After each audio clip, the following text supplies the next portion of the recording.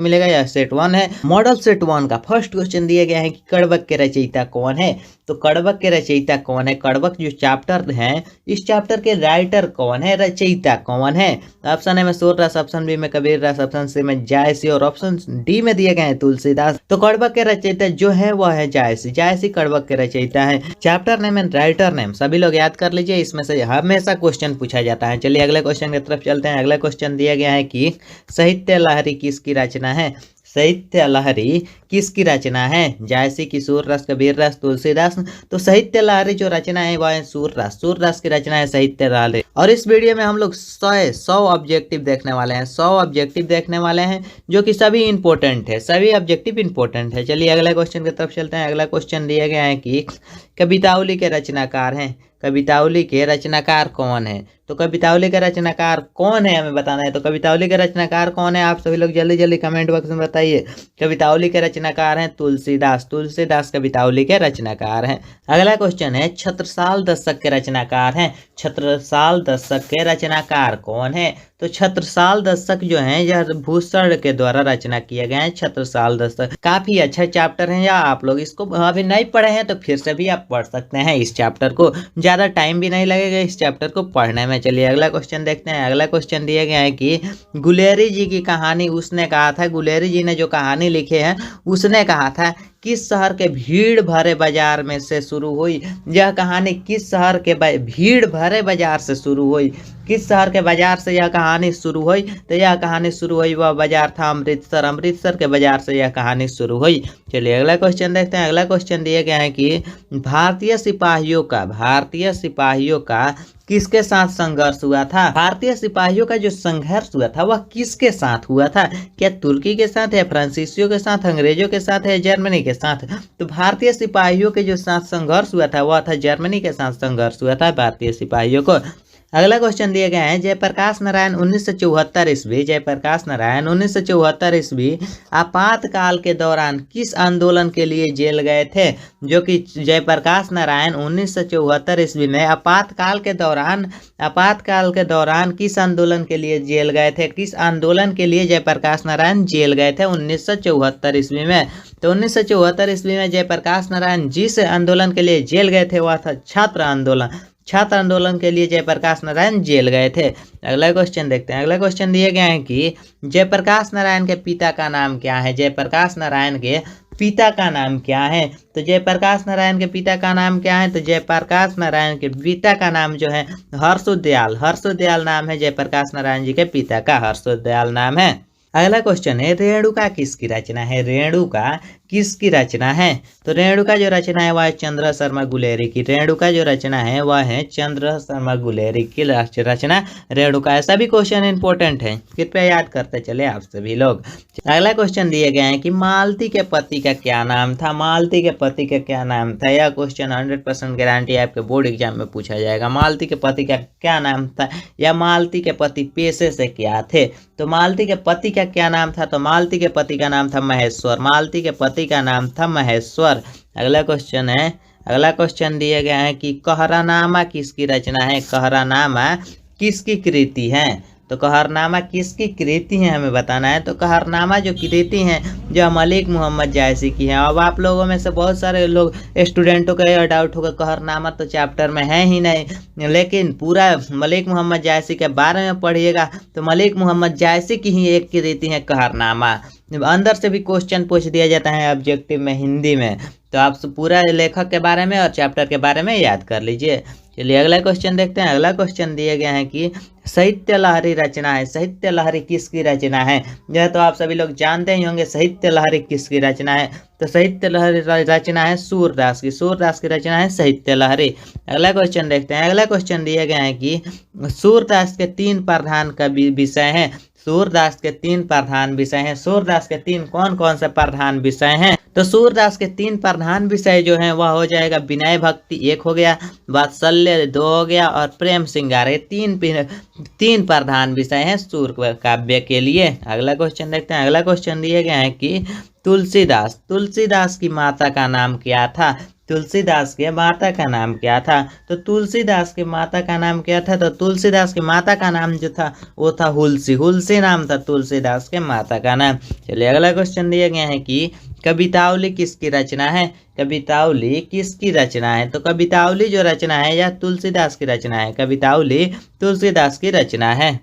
अगला क्वेश्चन दिया गया है कि ध्रुव स्वामिनी किसने लिखा है? ध्रुव स्वामिनी यह किसने लिखा है? तो ध्रुव स्वामिनी किसने लिखा है? तो ध्रुव स्वामिनी राइटर के अंदर में की कोई कहानी है ध्रुव स्वामिनी नाम से, उस कहानी को पूछना है किसने लिखा है। तो वह जो कहानी है वह जयशंकर प्रसाद जी के द्वारा लिखा गया है। जयशंकर प्रसाद जी के हिस्ट्री में देखेंगे, इसके जीवनी में, तो इसमें मिलेगा ध्रुव स्वामिनी नाम की एक कहानी। तो उस कहानी को लिखे हैं जयशंकर प्रसाद। अगला क्वेश्चन है इंदु का प्रकाशन कब प्रारंभ हुआ? इंदु का प्रकाशन प्रारंभ हुआ। तो इंदु का प्रकाशन कब प्रारंभ हुआ?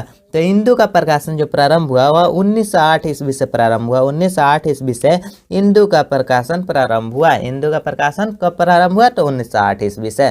चलिए अगला क्वेश्चन देखते हैं। अगला क्वेश्चन दिया गया है कि काफी इंपॉर्टेंट क्वेश्चन है, सुभद्रा कुमारी चौहान की मृत्यु कैसे हुई थी? सुभद्रा कुमारी चौहान की मृत्यु कैसे हुई थी? बस घटना से या ट्रेन घटना से या कार घटना से या हवाई जहाज के घटना से?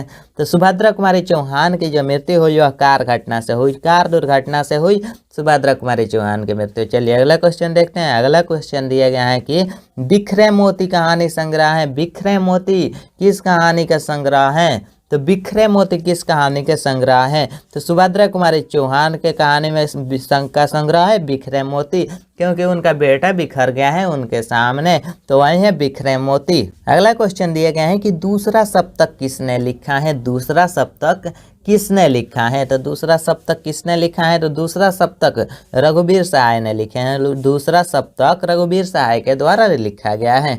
चलिए अगला क्वेश्चन देखते हैं। अगला क्वेश्चन दिया गया है कि जो कि हिंदी ग्रामर से अब आ गया, विद्यालय का संधि विच्छेद करे। संधि विच्छेद का कोई आप लोग अच्छा सा वीडियो देख लीजिए, प्रत्यय एवं उपसर्ग का हिंदी व्याकरण में कंप्लीट ग्रामर देख लीजिए। कंप्लीट व्याकरण से आपको ऑब्जेक्टिव पूछा जाएगा और ग्रामर से ही ऑब्जेक्टिव आपके बोर्ड एग्जाम में ज़्यादा रहेंगे, तो पूरा ग्रामर आप पढ़ लीजिए।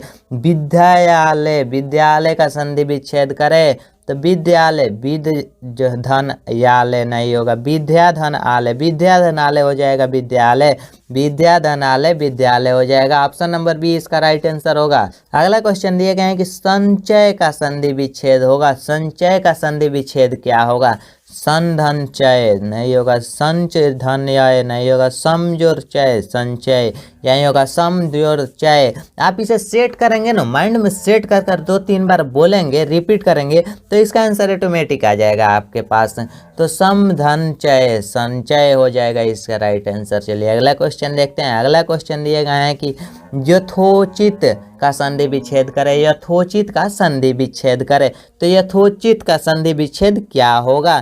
तो यथोचित का संधि विच्छेद करे तो यथोचित का संधि विच्छेद हो जाएगा यथोची धन चत, यथोची धन च तो हो जाएगा, तो यथोचित हो जाएगा। चलिए अगला क्वेश्चन देखते हैं। अगला क्वेश्चन दिया गया है कि नीरव का संधि विच्छेद करे। नीरव का संधि विच्छेद करे तो नीरव का संधि विच्छेद क्या हो जाएगा? निह धन रव नीरव, निह धन रव नीरव हो जाएगा, निह धन रव। इसे 2-3 बार आप रिपीट कीजिए। नीरव किस तरह से सेट होता है? ऑप्शन मिलाइए। निर्धन व निर्व नहीं होगा, निधन रव निह नहीं होगा, निधन रव नीरव या हो जाएगा नीरव। इस तरह से आप 2-3 बार इसे रिपीट कीजिएगा तो इसका आंसर फिट बैठ जाएगा और वहीं करेक्ट होगा। अगला क्वेश्चन दिए गए हैं तथापि। तथापि का संधि विच्छेद करे। संधि विच्छेद आपके बोर्ड एग्जाम में बहुत ज़्यादा पूछा जाता है, इसलिए संधि ग्रामर से भी हम क्वेश्चन ज़्यादा लिए हैं। तथापि के संधि विच्छेद कौन सा होगा? तथापि, तथापि का संधि विच्छेद कौन होगा? एक्सप्लेन करने में ज़्यादा टाइम वेस्ट हो रहा है, इसलिए मैं डायरेक्ट आंसर के साथ आगे बढ़ रहा हूँ। चलिए तथापि का संधि विच्छेद क्या होगा? आप लोग हिंदी ग्रामर के संधि का पूरा वीडियो एक देख लीजिए। यूट्यूब पर बहुत सारे टीचर हैं जो कि बनाए हुए हैं, तो आप देख लीजिए किसी भी टीचर का एक अच्छा सा वीडियो। मैं सजेस्ट करूंगा अनुसार का हिंदी ग्रामर में वीडियो देखते रहिए, बहुत अच्छा समझाते हैं वह भी। चलिए अगला क्वेश्चन दिए गए हैं तथापि के संधि विच्छेद कौन सा है? तो तथा जोड़ापि, तथा जोड़ापि हो जाएगा तथापि का संधि विच्छेद। चलिए अगला क्वेश्चन दिया गया है कि अगला क्वेश्चन उपसर्ग से आ गया। उपसर्ग, यह ध्यान में रखिए, उपसर्ग पहले लगता है और प्रत्यय बाद में लगता है। जैसे यहाँ है अतिशय, अतिशय में कौन सा उपसर्ग है? यहाँ प्रत्यय नहीं पूछा जा रहा है, प्रत्यय पूछा जाता तो वह पीछे लगता, और उपसर्ग पूछा जा रहा है तो आगे लगता है। आगे जैसे यहाँ लगा है अति, अति इसका उपसर्ग हो जाएगा, अति इसका उपसर्ग हो जाएगा, शुरू में लगने वाला, उपसर्ग में शुरू में लगने वाला और प्रत्यय में लास्ट में लगने वाला। चलिए अगला क्वेश्चन देखते हैं। अगला क्वेश्चन दिया गया है कि स्वागत में उपसर्ग है, स्वागत में कौन सा उपसर्ग है, तो सु उपसर्ग हो जाएगा स्वागत में, स्वागत में सु उपसर्ग हो जाएगा। उपसर्ग में जैसे में आ जाता है प्र, प्रा, अप, सम, अनि, अव, निस, निर, दोष, दूर, बी, अड, नि, इस तरह के कुछ मेन उपसर्ग है, उस उपसर्ग को भेज दूंगा, उसी में से आपके बोर्ड एग्जाम में पूछा जाता है अक्सर ज़्यादातर। चलिए अगला क्वेश्चन दिया गया है कि प्रभुता में कौन सा प्रत्यय है। अब हमें प्रत्यय बताना है, प्रत्यय लास्ट में लगता है, पहले ही मैं आपको बता दिए प्रत्यय लास्ट में लगता है, तो प्रभुता में कौन सा प्रत्यय है हमें बताना है। प्रभुता, तो इसमें ता प्रत्यय हो जाएगा, प्रभुता में ता प्रत्यय हो जाएगा। अगला क्वेश्चन है गायक में प्रत्यय है, गायक में कौन सा प्रत्यय है, तो गायक में कौन सा प्रत्यय हो जाएगा, गायक, गायक अलग शब्द हो गया और अ के अलग शब्द हो गए, गायक बोलने से पहले गायक बोलते हैं, गायक उसमें अ आता है बीच में तो गायक हो जाएगा, इसमें अक प्रत्यय हो जाएगा। चलिए अगला क्वेश्चन देखते हैं। अगला क्वेश्चन दिया गया है मुहावरा से, जो कि अगला क्वेश्चन मुहावरा है, आप सभी मुहावरा पढ़े होंगे। बाछे खिलना, बाछे खिलना मुहावरा का अर्थ क्या हो जाएगा, बाछे खिलना मुहावरा का अर्थ क्या हो जाएगा। बाछे खिलना मतलब अत्यंत प्रसन्न होना, बाछे खिलना मतलब अत्यंत प्रसन्न होना, इसका मुहावरा हो जाएगा। चलिए अगला क्वेश्चन देखना है। अगला क्वेश्चन दिया गया है कि हाथ पैर मारना मुहावरा का अर्थ है। हाथ पैर मारना जैसे 9 2 11 होना मतलब भाग जाना, तो हाथ पैर मारना मुहावरे का क्या अर्थ हो जाएगा, तो हाथ पैर मारना मतलब हो जाएगा काफ़ी प्रयत्न करना, काफ़ी प्रयत्न करना, हाथ पैर मारना मतलब काफ़ी प्रयत्न करना। चलिए अगला क्वेश्चन देखते हैं। अगला क्वेश्चन दिया गया है कि लेन के देन पढ़ना, लेन के देन पढ़ना मुहावरा का अर्थ क्या हो जाएगा, लेन के देन पढ़ना, तो इस मुहावरा का अर्थ क्या हो जाएगा, मतलब लेन के देन पढ़ना मतलब लाभ के बदले हानि, लाभ होने के जगह पर हानि हो गया मतलब लेनी के देनी पड़ गया। गांव देहात में लोग बोलते हैं लेनी के देनी पड़ गया, मतलब लाभ के बदला हानि भी हो गया। अगला क्वेश्चन है जो कि संज्ञा से है, संज्ञा भी आप सभी लोग पढ़ लीजिए, संज्ञा से है। हिंदी ग्रामर में जितने भी मेन टॉपिक से क्वेश्चन लिए जाते हैं वह सभी टॉपिक में कवर कर लिया हूँ जो कि ऑब्जेक्टिव में, और इस सभी का एक एक आप वीडियो देख लीजिए, यूट्यूब पर समझ में आ जाएगा सभी किस तरह से होता है। सोमवार संज्ञा है, सोमवार में कौन सा संज्ञा है, सोमवार, सोमवार नाम देखिए, सोमवार, सोमवार आता है तो सोमवार एक व्यक्तिवाचक संज्ञा हो जाएगा, सोमवार एक व्यक्तिवाचक संज्ञा हो जाएगा। सोमवार कौन सा संज्ञा है, तो व्यक्तिवाचक संज्ञा। घर कौन सा संज्ञा है, तो घर कौन सा संज्ञा है, तो घर एक जाति के संबंध में आता है, जाति का बोध कराता है घर, घर एक जाति का बोध कराता है तो यह जातिवाचक संज्ञा हो जाएगा। घर जाति का बोध कराता है तो जातिवाचक संज्ञा। अगला क्वेश्चन है कारक, राम कलम से लिखना है, में से जो है राम कलम से यहाँ से दिए गए हैं, यह से किस कारक पे की विभक्ति है, यह से किस कारक की विभक्ति है, तो यह से जो है यह किस कारक की विभक्ति है, संस्कृत में आप लोग पढ़े होंगे। से कौन सा कारक है, आपादान की, संबंध की, अधिकरण की, कड़र कौन सा कारक है, यह संस्कृत में पढ़े होंगे वहीं अप्लाई कर देंगे तो हिंदी में इसका राइट आंसर हो जाएगा। तो कौन सा कारक हो जाएगा, से, तो से जो है यह करण कारक हो जाएगा, कड़र कारक हो जाएगा से। चलिए अगला क्वेश्चन देखते हैं। अगला क्वेश्चन दिया गया है कि गीला का विलोम होगा, गीला शब्द का विलोम क्या होगा, गीला मतलब विलोम मतलब उल्टा, विलोम मतलब उल्टा क्या होगा, गीला का उल्टा क्या होगा, तो गीला का उल्टा सूखा हो जाएगा, गीला का उल्टा क्या होगा, तो सूखा हो जाएगा। अगला क्वेश्चन दिए गए हैं कि उग्र का विलोम होगा, उग्र का विलोम क्या हो जाएगा, तो उग्र का विलोम क्या होगा, तो उग्र का विलोम होगा सौम्य, सौम्य हो जाएगा, उग्र का विलोम सौम्य हो जाएगा। चलिए अगला क्वेश्चन देखते हैं। अगला क्वेश्चन दिया गया है विपरीतार्थक शब्द से, जो कि जागरण का विपरीतार्थक शब्द क्या होगा, जागरण का विपरीतार्थक शब्द क्या होगा, तो जागरण, जागरण मतलब हो जाएगा निद्रा, जागरण का विपरीतार्थक शब्द निद्रा हो जाएगा। चलिए अगला क्वेश्चन देखते हैं। अगला क्वेश्चन दिए गए हैं कि भूत का विपरीतार्थक शब्द क्या होगा, भूत, भूत का विपरीतार्थक शब्द क्या होगा, तो भूत का विपरीतार्थक शब्द हो जाएगा भविष्य, भूत का विपरीतार्थक शब्द भविष्य हो जाएगा। चलिए अगला क्वेश्चन देखते हैं। अगला क्वेश्चन दिया है कि मैं खाना खा चुका, मैं खाना खा चुका तब वह आया, मैं खाना खा चुका तब वह आया, कौन वाक्य है, मैं खाना खा चुका, वाक्य ध्यान से सुनिए। मैं खाना खा चुका मतलब मैं खा चुका तब वह आया, मेरे खाने के बाद मतलब वह आया। मैं खाना खा चुका तब वह आया, यह वाक्य कौन सा है? तो यह संयुक्त वाक्य हो जाएगा।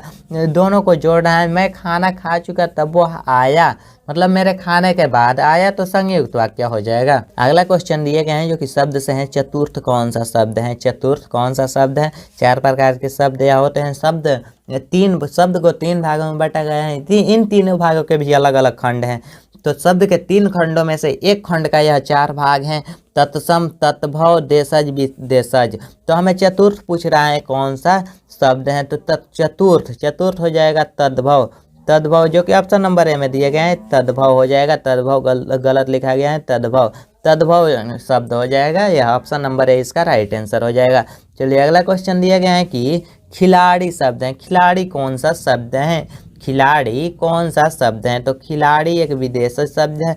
खिलाड़ी एक विदेशी शब्द है। शब्द पढ़ लीजिएगा आप लोग, हिंदी ग्रामर में आता है शब्द। बखूबी कौन समास है? फिर हम समास में आ गए, बखूबी कौन समास है हमें बताना है। बखूबी कौन सा समास है? तो बखूबी अव्ययी भाव समास है, जो कि बखूबी हो जाएगा अव्ययी भाव समास।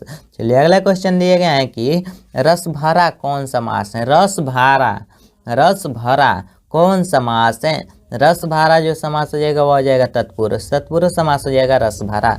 रस भरा कौन समास होगा? तो तत्पुरुष हो जाएगा। चलिए अगला क्वेश्चन दिए गए हैं राजभवन समास है। राजभवन कौन सा समास है? तो राजभवन यह तत्पुरुष समास हो जाएगा। राजभवन तो यह तत्पुरुष समास हो जाएगा। राजभवन तत्पुरुष समास हो गया। चलिए अगला क्वेश्चन दिए गए हैं कि धर्माधर्म समास है। धर्माधर्म कौन सा समास है? समास का एक अच्छा वीडियो अनुसार का मिल जाएगा यूट्यूब पर, उसे देख लीजिए, आपको समास में कोई डाउट नहीं रहेगा। धर्माधर्म समास है। तो धर्माधर्म कौन सा समास है? तो धर्माधर्म एक द्वंद्व समास है। धर्माधर्म द्वंद्व समास है। चलिए अगला क्वेश्चन देखते हैं। अगला क्वेश्चन दिए गए हैं कि त्रिभुवन समास है। तो त्रिभुवन कौन सा समास है? त्रिभुवन कौन सा समास है? तो त्रिभुवन जो समास है वह द्विगु समास है। त्रिभुवन द्विगु समास है। त्रिभुवन द्विगु समास है। चलिए अगला क्वेश्चन देखते हैं। अगला क्वेश्चन दिया गया है कि जो कहा न जा सके उसे क्या कहते हैं? जो कहा न जा सके उसे क्या कहते हैं? मतलब अनेक शब्दों का एक शब्द जो कहा न जा सके कहलाता है। जो कहा न जा सके वह क्या कहलाता है? अकथनीय। अकथनीय कहलाता है। जो कहा न जा सके अकथनीय कहलाता है। चलिए अगला क्वेश्चन देखते हैं। अगला क्वेश्चन दिया गया है कि जिसका कोई नाथ न हो क्या कहलाता है? जिसका कोई नाथ न हो उसे क्या कहेंगे? तो जिसका कोई नाथ नहीं होगा उसे अनाथ कहेंगे। बिल्कुल, बिना पढ़े भी कुछ हिंदी में ऐसे ऐसे क्वेश्चन आता है जो कि बिना पढ़े ही आप बना सकते हैं। जैसे जिसका कोई नाथ ना हो तो उसे अनाथ कहेंगे। चलिए अगला क्वेश्चन देखते हैं। अगला क्वेश्चन दिए गए हैं कि कर्म का विशेषण है। कर्म का विशेषण शब्द हमें बताना है। तो कर्म का विशेषण कर्मिक हो जाएगा। कर्म का विशेषण कर्मिक हो जाएगा। कर्मिक हो जाएगा कर्म का विशेषण। चलिए अगला क्वेश्चन दिए गए हैं कि 1869 से 1875 तक 1869 से 1975 तक बालकृष्ण भट्ट ने किस स्कूल में अध्ययन किया? 1869 से 1875 तक बालकृष्ण भट्ट ने किस स्कूल में अध्ययन किया? तो वह था प्रयाग के मिशन स्कूल में। प्रयाग के मिशन स्कूल में बालकृष्ण भट्ट ने अध्ययन किया। प्रयाग के मिशन स्कूल में 1869 से 1875 ईस्वी तक वह अपने स्कूल में अध्ययन किया। अगला क्वेश्चन दिए गए हैं कि रेल का विकट खेल किसकी रचना है? यह क्वेश्चन कई बार पूछा गया है और इस बार भी पूछा जाएगा 2023 में। रेल का विकट खेल किसकी रचना है? तो रेल का विकट खेल किसकी रचना है? तो रेल का विकट खेल जो रचना है वह बालकृष्ण भट्ट की रचना है। रेल का विकट खेल। अगला क्वेश्चन दिए गए हैं कि बालकृष्ण भट्ट कैसे स्वभाव के व्यक्ति थे? बालकृष्ण भट्ट किस स्वभाव के व्यक्ति थे? नरम की, उदर की, उग्र की, इनमें से कोई नहीं। तो बालकृष्ण भट्ट जो व्यक्ति थे वह नर्म स्वभाव के व्यक्ति थे। नर्म स्वभाव के व्यक्ति थे बालकृष्ण भट्ट। अगले क्वेश्चन दिए गए हैं कि गुलेरी जी ने कुल कितनी कहानियां लिखी? गुलेरी जी ने कुल कितनी कहानियां लिखी हैं? तो गुलेरी जी ने कितनी कहानियां लिखी हैं? तो गुलेरी जी 3 कहानी लिखे हैं। गुलेरी जी 3 कहानी लिखे हैं। चलिए अगला क्वेश्चन देखते हैं। अगला क्वेश्चन दिया गया है कि जयशंकर प्रसाद किस वाद से संबंधित रचनाकार हैं? जयशंकर प्रसाद किस वाद से संबंधित रचनाकार हैं, किस वाद से संबंधित रचनाकार हैं, तो छात्रवाद से संबंधित रचनाकार है छात्रवाद। छात्र आंदोलन के लिए उन्होंने जेल भी गया। हम लोग पढ़ ले, ऑब्जेक्टिव देख लिए हैं। चलिए अगला क्वेश्चन देखते हैं। अगला क्वेश्चन दिया गया है कि पुत्र वियोग किसकी रचना है। पुत्र वियोग किसकी रचना है, तो आप सभी जानते ही होंगे, सुभद्रा कुमारी चौहान की रचना है पुत्र वियोग। पुत्र वियोग सुभद्रा कुमारी चौहान की रचना है। अगला क्वेश्चन दिया गया है कि जन जन का चेहरा एक के रचनाकार हैं। जन जन का चेहरा एक के रचनाकार कौन है, तो जन जन के चेहरा एक के रचनाकार, यह चैप्टर का नाम है। इसके राइटर कौन है, तो गजानन माधव मुक्तिबोध इसके राइटर हैं, जो कि ऑप्शन नंबर ए में दिए गए हैं। गजानन माधव मुक्तिबोध इसके राइटर हैं। अगला क्वेश्चन दिया गया है कि रघुवीर सहाय का जन्म स्थल कौन सा है। रघुवीर सहाय का जन्म स्थल कौन सा है, जन्म किस स्थान पर हुआ था, तो रघुवीर सहाय का जो जन्म स्थल है वह लखनऊ है। लखनऊ में रघुवीर सहाय का जन्म हुआ था। चलिए अगला क्वेश्चन देखते हैं। अगला क्वेश्चन दिए गए हैं कि प्यारे नन्हे बेटे को, प्यारे नन्हे बेटे को किसकी रचना है। प्यारे नन्हे बेटे को, यह चैप्टर का नाम है। यह किसकी रचना है, यह कौन से राइटर के द्वारा लिखा गया है, तो प्यारे नन्हे बेटे को विनोद कुमार शुक्ल ने लिखे हैं। विनोद कुमार शुक्ल ने काफ़ी अच्छा कविता है, काफ़ी अच्छा कविता है, और इसे आप लोग एक बार पढ़ लीजिएगा, प्यारे नन्हे बेटे को। चलिए अगला क्वेश्चन देखते हैं। अगला क्वेश्चन दिया गया है कि हार जीत के रचनाकार हैं। हार जीत के रचनाकार कौन है, तो हार जीत के रचनाकार अशोक वाजपेयी हैं। हार जीत के रचनाकार अशोक वाजपेयी हैं, जो कि ऑप्शन नंबर ए में हो जाएगा। चलिए अगला क्वेश्चन देखते हैं। अगला क्वेश्चन दिया गया है कि बालकृष्ण भट्ट की रचना बातचीत क्या है। बालकृष्ण भट्ट की रचना बातचीत क्या है, क्या है, निबंध की कहानी है कि यात्रा स्मरण है कि ललित निबंध है। तो बालकृष्ण भट्ट के द्वारा जो रचना है बातचीत, या ललित निबंध है, ललित निबंध है बातचीत। अगला क्वेश्चन दिए गए हैं कि प्रकृति वर्णन से संबंधित कविता है। प्रकृति वर्णन से संबंधित कविता है। प्रकृति वर्णन से संबंधित कौन सा कविता है, तो प्राकृतिक वर्णन से संबंधित इस चारों में से कौन सा कविता है, तो उषा है, जो कि प्राकृतिक वर्णन से संबंधित है। उषा कविता प्राकृतिक वर्णन से संबंधित है। चलिए अगला क्वेश्चन देखते हैं। अगला क्वेश्चन दिया गया है कि अर्धनारीश्वर का किस विद्या से संबंध है। अर्धनारीश्वर का किस विद्या से संबंध है, और नरेश्वर का किस विद्या से संबंध है। निबंध, कहानी की एकांकी की व्यंग, हमें यह बताना है किस विद्या से उसका संबंध है, तो उसका संबंध निबंध से है। निबंध से संबंध है इनके और नरेश्वर का। अगला क्वेश्चन है परगीत और समाज किनकी रचना है। परगीत और समाज किनकी रचना है, तो परगीत और समाज किसने लिखा है या किसकी रचना है, तो परगीत और समाज जो रचना है वह नामवर सिंह की रचना है, परगीत और समाज। अगला क्वेश्चन दिए गए हैं रोज शीर्षक कहानी के लेखक कौन है। रोज शीर्षक कहानी है, रोज जो कहानी है इसके राइटर कौन है, तो इसके राइटर है सचितानंद, हीरानंद व तस्यान अज्ञेय। इनके राइटर नाम बहुत बड़े हैं, इसलिए इन्हें अज्ञेय जी के नाम से जानते हैं। अज्ञेय जी के नाम से जानते हैं। ऑप्शन नंबर ए इसका राइट आंसर हो जाएगा। अगला क्वेश्चन दिए गए हैं कि इनमें से कौन सी रचना प्रसाद जी की नहीं है। प्रसाद जी की रचना कौन सी नहीं है, नहीं है कौन सी हमें बताना है। तो जो रचना उनकी नहीं है वह है झरना। झरना उनकी रचना नहीं है, प्रसाद जी की रचना झरना नहीं है। चलिए अगला क्वेश्चन देखते हैं। अगला क्वेश्चन दिया गया है कि पंडित चंद्रधर शर्मा गुलेरी, पंडित चंद्रधर शर्मा गुलेरी की कहानी का नाम है। पंडित चंद्र शर्मा गुलेरी के कहानी का क्या नाम है, तो चंद्र शर्मा गुलेरी जो कहानी लिखे हैं वह उसने कहा था कि राइटर है चंद्र शर्मा गुलेरी। अगला क्वेश्चन दिए गए हैं कि श्री कृष्ण ने किस पर आक्रमण किया था। श्री कृष्ण ने किस पर आक्रमण किया था, रावण पर या कंस पर या सहस्त्रबाहु पर या किसी पर नहीं। तो श्री कृष्ण ने जिस पर आक्रमण किया था वह था कंस। कंस पर आक्रमण किए थे श्री कृष्ण ने। तो चलिए इसी तरह अगले क्वेश्चन देखते हैं, या तो रामायण से क्वेश्चन आ गया। चलिए अगला क्वेश्चन देखते हैं। अगला क्वेश्चन दिया गया है कि अगला क्वेश्चन है निम्नलिखित में से कौन से रचनाकार बिहार के हैं। इनमें से कौन से रचनाकार बिहार के हैं, बिहार के कौन से राइटर हैं, तो बिहार के जो राइटर है वह रामधारी सिंह दिनकर हैं, जो कि बेगूसराय के हैं। रामधारी सिंह दिनकर जो कि अपने बिहार से आते हैं। चलिए अगला क्वेश्चन देखते हैं। अगला क्वेश्चन दिया गया है कि तुलसीदास अपना पेट कैसे भरते हैं। तुलसीदास अपना पेट कैसे भरते हैं। ऑप्शन ए में देखिए कविताएं करके, ऑप्शन बी में कथा वचन से, ऑप्शन सी में राम कथा गाकर, ऑप्शन डी में राम श्री राम के नाम लेकर। तो राम श्री राम के नाम लेकर तुलसीदास अपना पेट भरते हैं, जो कि ऑप्शन नंबर डी इसका राइट आंसर होगा।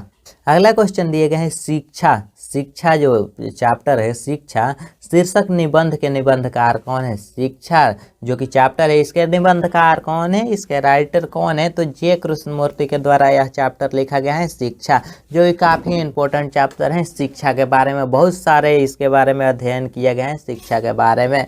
तो चलिए अगला क्वेश्चन देखते हैं। अगला क्वेश्चन दिए गए हैं कि गाँव के घर कविता के कवि कौन है? तो गांव के घर कविता के कवि कौन है? तो गांव के घर कविता के कवि हैं ज्ञानेंद्र पति। ज्ञानेंद्र पति इसके राइटर है। गांव के घर चैप्टर के राइटर हैं ज्ञानेंद्र पति हो जाएगा, इसके कवि ज्ञानेंद्र पति हो गए।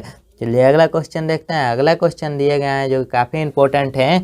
ओ सदा नीरा शीर्षक में किस महापुरुष की चर्चा है? ओ सदा नीरा शीर्षक में किस महापुरुष की चर्चा की गई है? तो वो सदा नीरा जो चैप्टर है इसमें वह महापुरुष हैं, वह महापुरुष हो जाएगा महात्मा गांधी। महात्मा गांधी के चर्चा किए गए हैं, महात्मा गांधी के चर्चा किया गया है। तो चलिए अगला क्वेश्चन देखते हैं। अगला क्वेश्चन दिए गए हैं कि भगवान श्री कृष्ण किस कवि के पूज्य थे? भगवान श्री कृष्ण किस कवि के पूज्य थे? तो सूरदास हो जाएगा इसका राइट आंसर। भगवान श्री कृष्ण किस कवि के पूज्य थे? तो सूरदास के पूज्य थे। अगला क्वेश्चन है जो कि 75 नंबर क्वेश्चन है। 100 हम लोग क्वेश्चन देखने वाले हैं इस वीडियो में। 100 ऑब्जेक्टिव क्वेश्चन देखेंगे जो कि 75 नंबर क्वेश्चन पर अब हम आ चुके हैं। जूठन शीर्षक की विद्या क्या है? जूठन शीर्षक की विद्या क्या है? कहानी या शब्द चित्र है या आत्मकथा है या इनमें से कोई नहीं? आप यहाँ तक आ गए हैं तो इस क्वेश्चन का जवाब आप कमेंट बॉक्स में जरूर दीजिए। हम जानते हैं कि बहुत सारे बच्चे आधे में ही वीडियो छोड़कर चले गए होंगे, इसलिए मैंने वहाँ पर कोई गाइडेंस नहीं दिया और क्वेश्चन भी नहीं दिया कि आप लोग कमेंट बॉक्स में जवाब दीजिए। अभी तक वीडियो देख रहे हैं तो इस क्वेश्चन का जवाब आप कमेंट बॉक्स में जरूर दीजिए। अगला क्वेश्चन दिए गए हैं जयशंकर प्रसाद की श्रेष्ठ कृति है। जयशंकर प्रसाद की श्रेष्ठ कृति कौन सी है? तो जयशंकर प्रसाद की जो सबसे श्रेष्ठ कृति है और आप सुने भी होंगे कमायनी है इसकी श्रेष्ठ कृति, जो कि ऑप्शन नंबर ए में दिया गया है।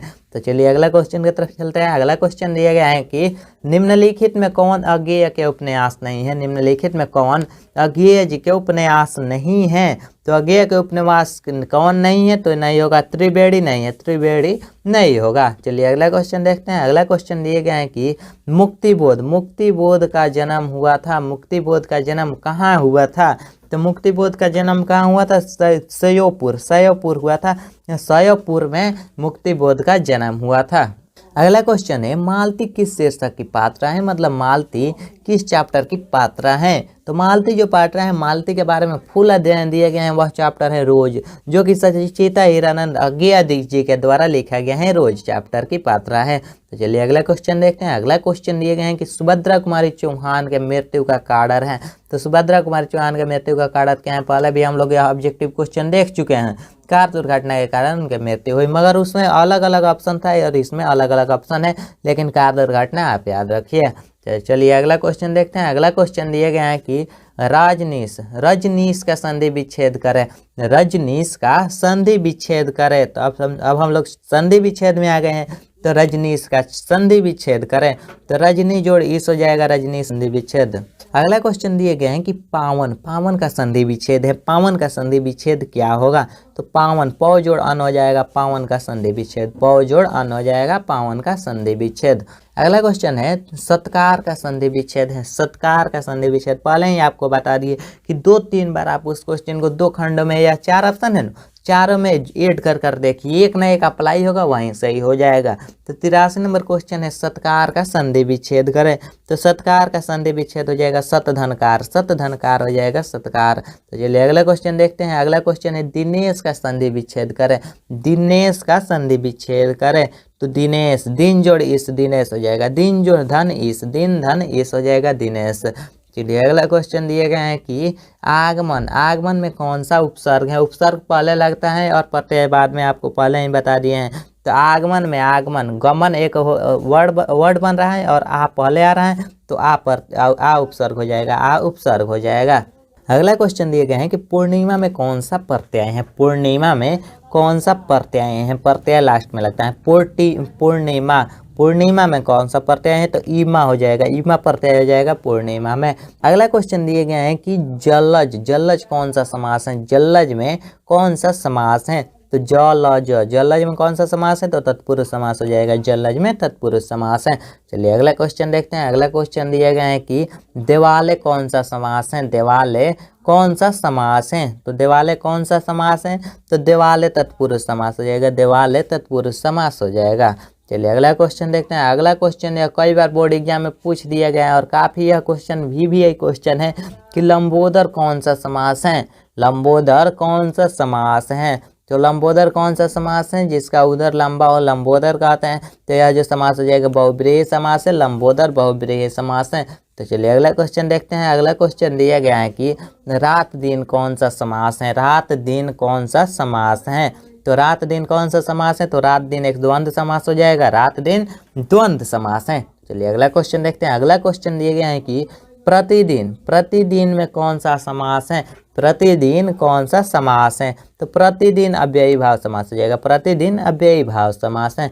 चलिए अगला क्वेश्चन देखते हैं। अगला क्वेश्चन दिया गया है कि आग का पर्यायवाची शब्द है, आग का पर्यायवाची शब्द क्या होगा, तो आग का पर्यायवाची शब्द होता है अग्नि, आग का पर्यायवाची शब्द अग्नि हो जाएगा, आग का पर्यायवाची शब्द अग्नि हो जाएगा। चलिए अगला क्वेश्चन दिए गए हैं कि ईश्वर का पर्यायवाची शब्द क्या होगा, ईश्वर का पर्यायवाची शब्द क्या होगा, ईश्वर का पर्यायवाची शब्द क्या होगा, तो ईश्वर का पर्यायवाची शब्द परमात्मा हो जाएगा, परमात्मा न होगा ईश्वर का पर्यायवाची शब्द। अगला क्वेश्चन दिए गए हैं कि अंधकार का विलोम है, अंधकार का विलोम शब्द क्या होगा, मतलब उल्टा शब्द क्या होगा, तो अंधकार का विलोम शब्द क्या हो जाएगा, 94 नंबर क्वेश्चन है, अंधकार का विलोम शब्द प्रकाश हो जाएगा, अंधकार का विलोम शब्द प्रकाश होगा। चलिए अगले क्वेश्चन दिए गए हैं कि गोरा का विलोम शब्द, बहुत सारे बच्चे कहते हैं तू गोरा है मैं काला हूँ, तो गोरा का विलोम शब्द आप लोग बताइए। यह क्वेश्चन आपके लिए है, गोरा का विलोम शब्द क्या होगा, तो इस क्वेश्चन का जवाब आप लोग कमेंट बॉक्स में दीजिए। चलिए अगला क्वेश्चन की तरफ चलते हैं। अगला क्वेश्चन दिए गए हैं कि ठंडा का विलोम है, ठंडा का विलोम क्या हो जाएगा, तो ठंडा का विलोम गर्म हो जाएगा, ठंडा का गर्म हो जाएगा। अगला क्वेश्चन है सधाड़र, सधाड़र का विपरीतार्थक शब्द है, सधाड़र का विपरीतार्थक शब्द क्या होगा, तो सधाड़र का विपरीतार्थक शब्द असाधारण हो जाएगा, असाधारण होगा विपरीतार्थक शब्द। चलिए अगला क्वेश्चन देखते हैं। अगला क्वेश्चन दिए गए हैं जिसके पास धन न हो उसके लिए एक शब्द है, अनेक शब्दों का एक शब्द आ गया, जिसके पास धन न हो उसके लिए एक शब्द क्या हो जाएगा, जिसके पास धन नहीं है उसके लिए एक शब्द क्या होगा, तो वह आ जाएगा निर्धन, निर्धन है वह बिना धन के हैं, जिसके पास धन ना हो उसे निर्धन हो जाएगा।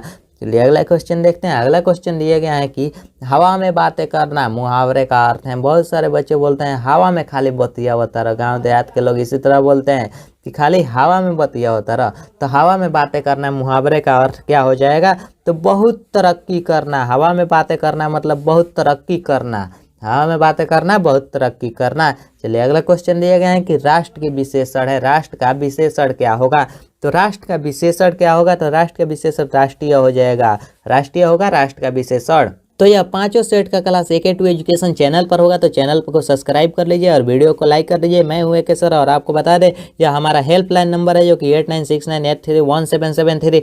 यह कॉल करने का टाइम है शाम 7 से 9, शाम 7 या मॉर्निंग 7 से 9 AM या PM में कभी भी कॉल कर सकते हैं। व्हाट्सअप में से एनी टाइम कर सकते हैं, कभी भी कर सकते हैं, उसका रिप्लाई मिल जाएगा हमेशा। तो चलिए आज के वीडियो में इतना ही। सेट 1 कंप्लीट हो गया, सेट 2 के लिए वेट कीजिए और कल हम लोग इंग्लिश के मॉडल सेट 1, इंग्लिश का सेट 1 देखेंगे, इंग्लिश का सेट 1 देखेंगे। तो कल हमारे साथ जुड़ जाइए और डेली 7 PM में यूट्यूब पर लाइव क्लास देखने के लिए हमारे चैनल को सब्सक्राइब कर दीजिए, वीडियो को लाइक कर दीजिए और अपने दोस्तों में ज़्यादा से ज़्यादा शेयर कीजिए। Thanks for watching my video.